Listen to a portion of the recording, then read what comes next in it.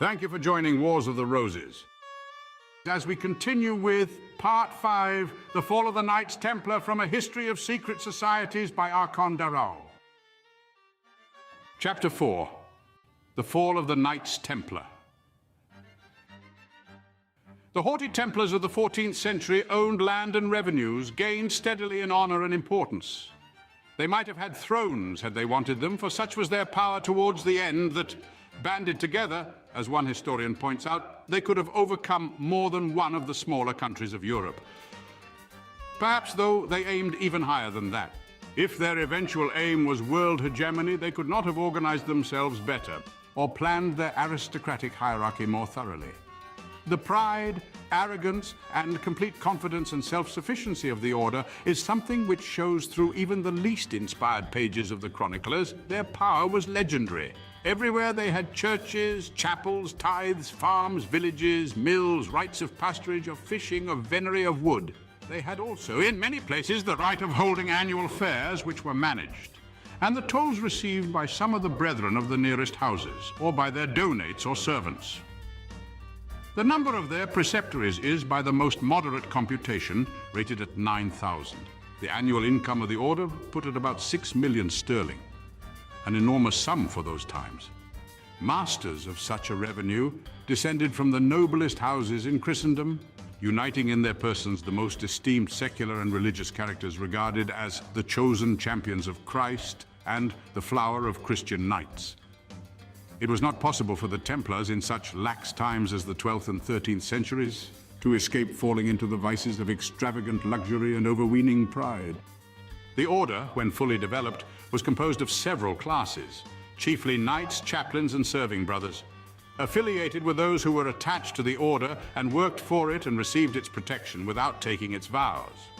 This affiliation was said to be derived from the Arab Clientship Association, analogous to blood brotherhood in tribal associations. A candidate for knighthood should prove that he was of a knightly family and entitled to the distinction. He had to prove that he was born in wedlock. The reason for this last requirement was said to be not only religious. There was the possibility that a political head, such as a king or prince, might influence the order by managing to have one of his bastard sons enter it. Later, perhaps, to rise to high rank therein, and finally attaching it to the service of his dominion. The candidate had to be unmarried and free from all obligations. He should have made no vow nor entered any other order, and he was not to be in debt. Eventually, the competition for admission was so great from eligible people that a very high fee was exacted from those who were to be monk warriors of the temple. All candidates were to be knighted before entry into the order, but the period of probation, which was originally demanded, was before very long entirely abolished. No young man could be admitted until he was 21 years of age, because he was to be a soldier as well as a monk, and this was the minimum age at which he could bear arms. When a new knight was admitted to the order, the ceremony was held in secret. This fact, and persistent rumors, caused the belief that certain ceremonies and tenets were put into practice which deviated more than a little from the rituals of the church. The ceremony was held in one of the order's chapels in the presence of the assembled chapter alone. The master, or the prior, who took his place in chapels other than those at which he was present, opened the proceedings. Beloved brethren, you see that the majority are agreed to receive this man as a brother, if there be any among you who knows anything of him, on account of which he cannot lawfully become a brother, let him say it. For it is better that this should be signified beforehand than after he is brought before us. If no objection was lodged, the aspirant was sent to a small room with 2 or 3 experienced knights to coach him in what he had to know. Brother, are you desirous of being associated with the order? If he agreed, they would dwell upon the trials and rigors of being a Templar. He had to reply that for the sake of God, he was willing to undergo anything and remain in the order for life. They asked him if he had a wife or was betrothed. Had he made vows to any other order? Did he owe money more than he could pay? Was he of sound mind and body? Was he the servant of any person? After satisfactory answers, the result was passed to the master. The assembled company was then asked again if they knew anything that might disqualify him. If none objected, they were asked, "Are you willing that he should be brought in God's name?" The knights answered, "Let him be brought in God's name." He was now again asked by his sponsors if he still desired to enter the order. Receiving an affirmative reply, they led him to the chapter, where he folded his hands and flung himself upon his knees. Sir, I am come before God and before you for the sake of God and our dear lady, to admit me into your society and the good deeds of the order as one who will be all his life long the servant and the slave of the order. Beloved brother, answered the receptor, you are desirous of a great matter, for you see nothing but the outward shell of our order. It is only the outward shell when you see that we have fine horses and rich caparisons, that we eat and drink well, and are splendidly clothed. From this you conclude that you will be well off with us, but you know not the rigorous maxims which are in our interior, for it is a hard matter for you, who are your own master, to become the servant of another. You will hardly be able to perform in future what you wish yourself, for when you may wish to be on this side of the sea, you will be sent to the other side. When you will wish to be an Acre, you will be sent to the district of Antioch, to Tripolis, or to Armenia, or you will be sent to Apulia, to Sicily, or to Lombardy, or to Burgundy, France, England, or any other country where we have houses and possessions. When you will wish to sleep, you will be ordered to watch. When you will wish to watch, then you will be ordered to go to bed. When you will wish to eat, then you will be ordered to do something else. And as both we and you might suffer great inconvenience from what you have mayhap concealed from us, look here on the holy evangelist and the word of God, and answer the truth to the questions which we shall put to you. For if you lie, you will be perjured and may be expelled the order, from which God keep you. Now all the former questions were asked on Holy Writ. If the answers proved acceptable, the receptor continued, Beloved brother, take good care that you have spoken the truth to us. For should you have spoken false on any one point, you might be put out of the order, from which God keep you. Now, beloved brother, attend strictly to what we shall say unto you. Do you promise to God and to our dear Lady Mary to be all your life long obedient to the master of the temple and to the prior who shall be set over you? Yea, sir, with the help of God. Do you promise to God and to our dear Lady Mary to live chaste of your body all your life long? Yea, sir, with the help of God. Do you promise to God and to our dear Lady Mary to observe all your life long the laudable manners and customs of our order, both those which are already in use and those which the master and knights may add? Yea, sir, with the help of God. Do you promise to God and to our dear Lady Mary that you will, with the strength and powers which God has bestowed on you, help as long as you live to conquer the holy land of Jerusalem, and that you will, with all your strength, aid to keep and guard that which the Christians possess? Yea, sir, with the help of God. Do you promise to God and to our dear Lady Mary never to hold leave this order, for stronger or weaker, for better or worse, than with the permission of the master or the chapter which has the authority? Yea, sir, with the help of God. Do you finally promise to God and to our dear Lady Mary never to be present when a Christian is unjustly and unlawfully despoiled of his heritage, and that you will never, by counsel or by act, take part therein? Yea, sir, with the help of God. In the name, then, of God and our dear Lady Mary, and in the name of St. Peter of Rome and of our Father the Pope, and in the name of all the brethren of the temple, we receive to all the good works of the order which have been performed from the beginning and shall be performed to the end, you, your father, your mother, and all of your family, whom you will let have share therein. In like manner do you receive us to all the good work which you have performed and shall perform. We assure you of bread and water and the poor clothing of the order, and labor and toil enow. The candidate was admitted. The white mantle with its red cross was placed by the master over the neck of the candidate and clasped firmly by him. The chaplain recited the 132nd Psalm and the prayer of the Holy Ghost, and each brother repeated a paternoster. Then the master and the chaplain kissed the new entrant on the mouth. As he sat down before the master, the latter delivered him a sermon on his duties. Knights were equipped more lightly than other crusaders and were issued with shield, sword, lance, and mace. They were allocated 3 horses each, plus an esquire, who was either a serving brother or a layman, perhaps a youth from a noble family anxious to become a knight in his own turn. Retired knights were looked after by the order, became counselors at meetings, and were eventually buried in coffins in their Templar habit, with the legs crossed. Many Templar gravestones show the knight with his feet upon a dog. It was Philip the Fair of France, bankrupt and fearful of the growing power of the warriors of the Temple, who laid the conspiracy for the suppression of the order for all time. It has been hinted that Philip had some forewarning that a plot against the throne was afoot, that the Templars, frustrated in their attempts to win back the Holy Land, were about to turn upon Pope and King alike and try to overcome all Christendom. In 1305, Pope Clement had been crowned through the assistance of the French king, and Philip was ready to bring all the power of church and state against the Knights of the Temple. There had been continual rivalry between the Templars and the Hospitallers, and Clement, 6 months after his enthronement, wrote asking them to visit him for a conference, ostensibly for the purpose of making plans for aiding the kings of Armenia and Cyprus. The Pope was, however, hoping that he could effect a reconciliation between the two orders, which would in turn strengthen his own position as their only ultimate head. William de Villeray, master of the hospital, was fully engaged in an attack upon the Saracens of Rhodes when the invitation arrived and could not obey it, but Jacques de Molay, Grand Master of the Temple, decided to accept.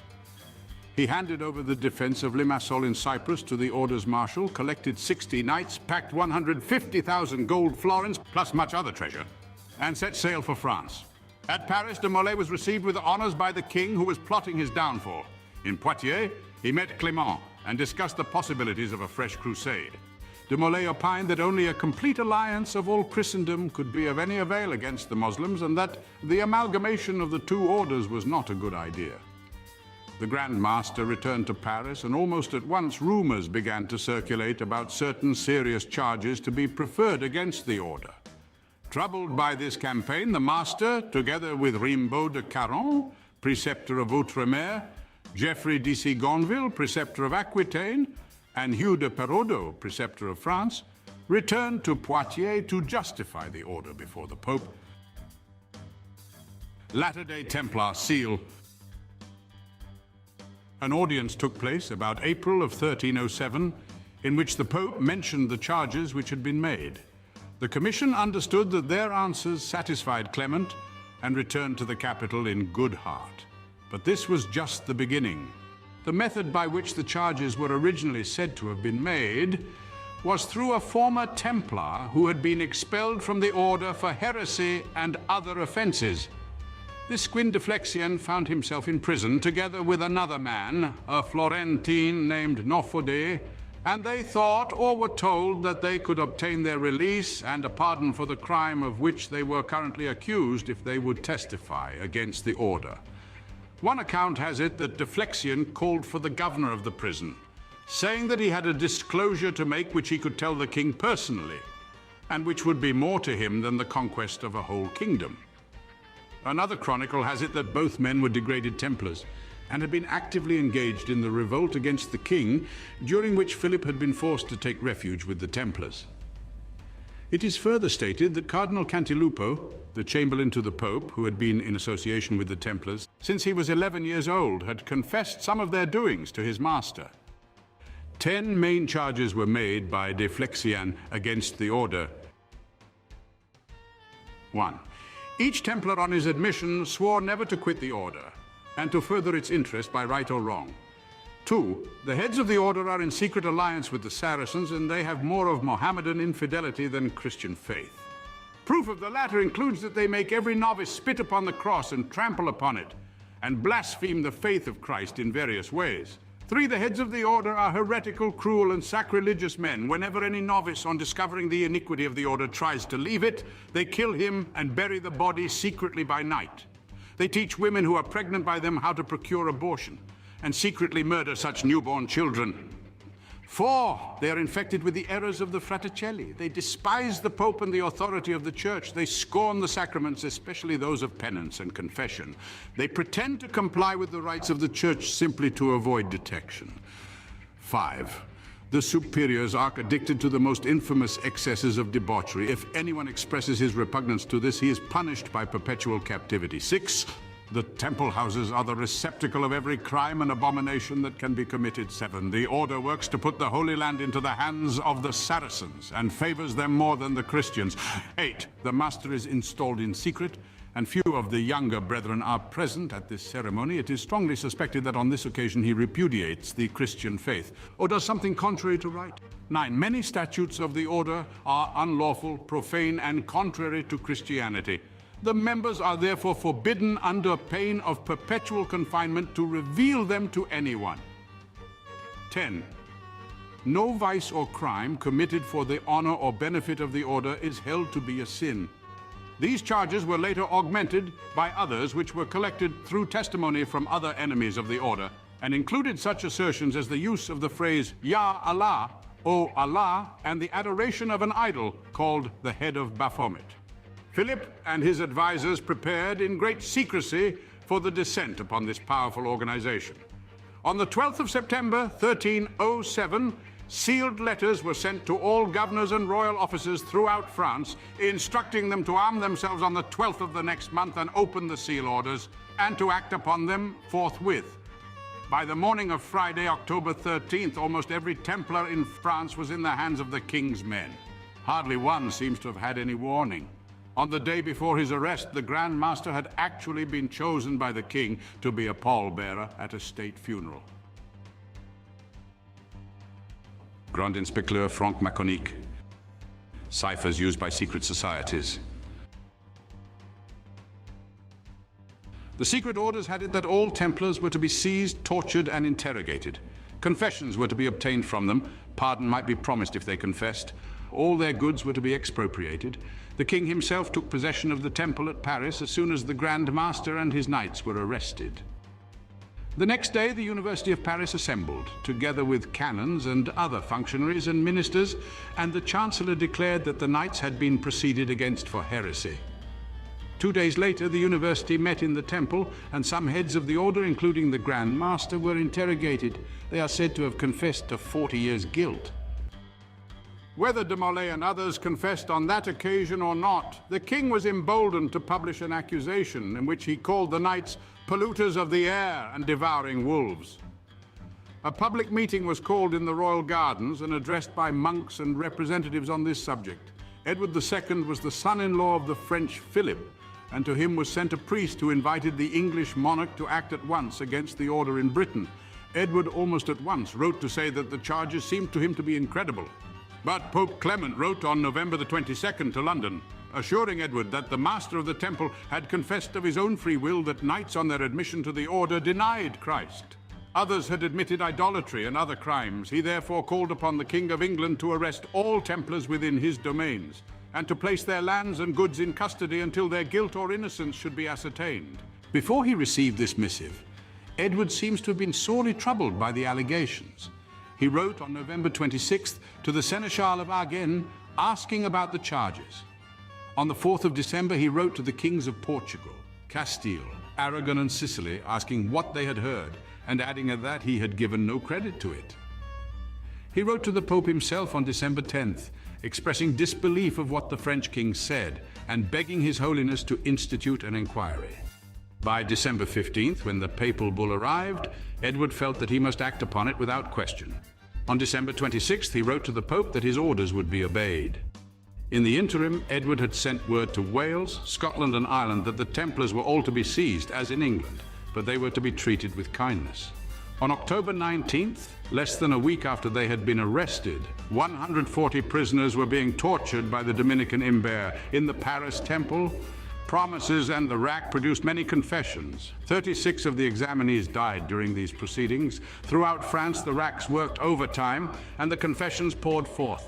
Many of these were contradictory and confused. Perhaps there is little wonder of that. The Pope now seemed a little uneasy at the arbitrary methods which were being employed. Philip wrote sharply to him, saying that he, the king, was doing God's work and rendered accounts to God alone. He offered to turn over all the goods of the Templars to the service of the Holy Land. Clement, still a weakling, merely stipulated that the inquisitions of each bishop should be confirmed by a provincial council, and that the examination of the heads of the order should be reserved to himself. Now we hear a constant succession of confessions and retractions, allegations that the heads of the order confessed completely and spontaneously to the Pope himself. The Pope himself, for some unexplained reason, tried to escape to Bordeaux, but was stopped by the king. Now he was the monarch's captive as well as his creation. Detailed confessions of individual Templars have been kept on record, many of them undoubtedly obtained by extreme racking and other tortures. The Templars who were prepared to defend the order in court were brought to Paris, to the number of 546. Deprived of their knightly habits and the sacraments of the Church, they had no means to acquire defense counsel. Their numbers rose to 900, and now they clamored for the presence of the Grand Master, who was held elsewhere. An act of accusation in the name of the Pope was drawn up, and 75 Templars drew up the defense. The accusation had it now that at the time of their reception they were made to deny God, Christ, the Virgin, etc., and in particular to declare that Christ was not the true God, but a false prophet, who had been crucified for his own crimes and not for the redemption of the world.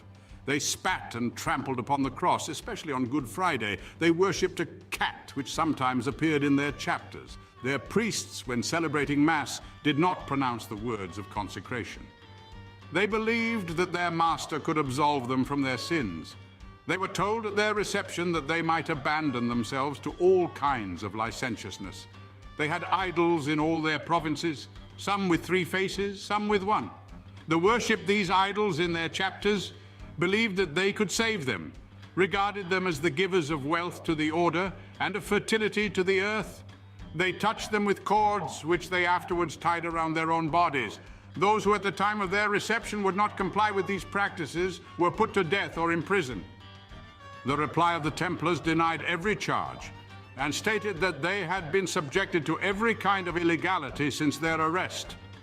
54 of the knights who had volunteered to defend the order were committed to the flames, having been declared relapsed heretics before the trials had even started.